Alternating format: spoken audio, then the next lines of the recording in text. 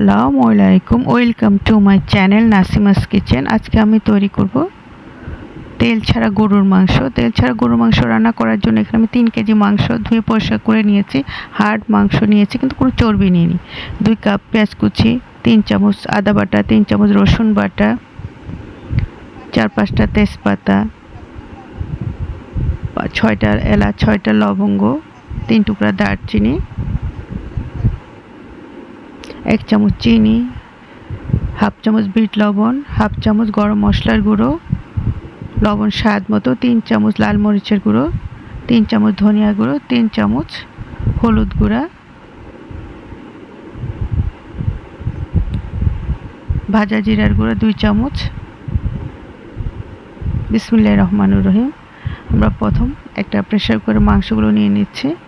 এখানে আমি হাড় মাংস নিয়েছি, কিন্তু কোনো চর্বি নেইনি। লবণ দিয়ে দিলাম স্বাদ মতো, আদা বাটা, রসুন বাটা, হলুদের গুঁড়ো, মরিচের গুঁড়ো, ধনিয়া গুঁড়ো, তেজপাতা, দারচিনি, এলাচ, লবঙ্গ সব কিছু দিয়ে আমরা ভালোভাবে মিশিয়ে নিচ্ছি নেড়ে চেড়ে। এখানে আমরা কোনো এক্সট্রা চর্বি ইউজ করিনি। মাংসের সাথে যে চর্বিটা ভিতরে আছে সেটুকু আছে, এর বাইরে আমরা চর্বি নিয়ে নিই। এখানে একদম তেল চর্বি ছাড়া।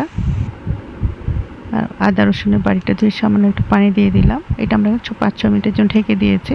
5-6 মিনিট পরে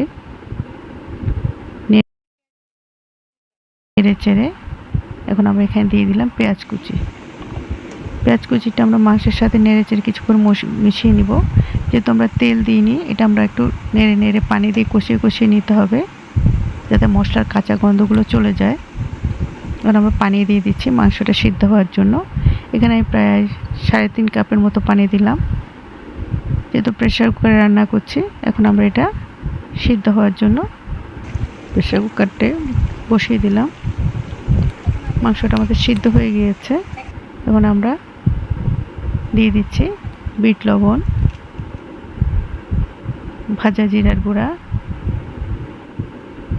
গরম মশলার গুঁড়ো, একদম নেড়ে চেড়ে যে ঝোলটা আছে আমরা একদম শুকিয়ে নিব।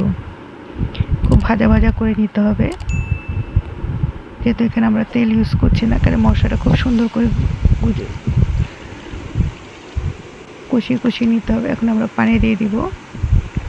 ঝোলটা যার যার পছন্দ মতো, যে যেমন খাবো তেমন দিব। নেড়ে চেড়ে সব কিছু মিশিয়ে দিচ্ছি। সাইডে যে মশলাগুলো লেগে আছে ওগুলো আমরা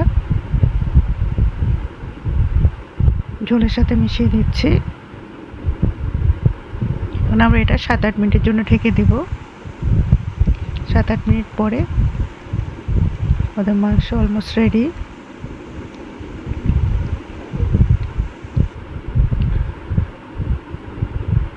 দিয়ে দিচ্ছি আর একটু লবণ, চেক করে দেখছি একটু লবণ লাগবে, চিনি,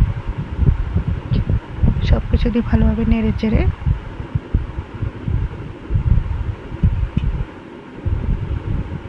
আবার আমরা এটা 5-6 মিনিটের জন্য ঢেকে দিব একদম লো ফ্লেমে। ওদের 5-6 মিনিট পরে ওদের মাংসের কতটা তেল জমেছে। আমরা কিন্তু কোনো চর্বি ইউজ করি না, তেল দিইনি। মাংসের ভিতরে যে চর্বি লাগার ছিল সেটাই বলে বেরিয়েছে। এখন আমরা একটা সার্ভিং ডিশে সার্ভ করে দিচ্ছি। এটা আমরা ভাত, রুটি, পোলাও সব কিছুর সাথে খেতে পারি। আপনি যদি নিজে না বলে দেন এটা তেল ছাড়া রান্না করেছেন, কেউ খেয়ে বুঝতেই পারবে না। আমি যেভাবে তেল ছাড়া গরুর মাংসটা রান্না করি আপনাদের সাথে শেয়ার করলাম। একটা হেলদি রেসিপি, এভাবে তৈরি করে দেখবেন, ভালো লাগবে ইনশাআল্লাহ।